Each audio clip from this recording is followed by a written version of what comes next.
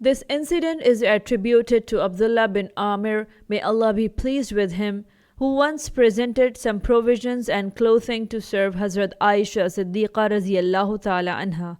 However, when Hazrat Aisha Siddiqa radiyallahu ta'ala anha declined to accept the gift, Abdullah bin Amir, may Allah be pleased with him, instructed the messenger to bring back the items. Upon this return, Hazrat Aisha Siddiqa radiyallahu ta'ala anha remembered a statement of the Prophet ﷺ and said, I recalled a statement made by the Prophet ﷺ to me, O Aisha, if someone offers you a gift, accept it, for it is a provision that Allah has sent to you. This guidance emphasizes the acceptance of gifts as they are considered provisions sent by Allah. Musnad Ahmad Hadith number 23384.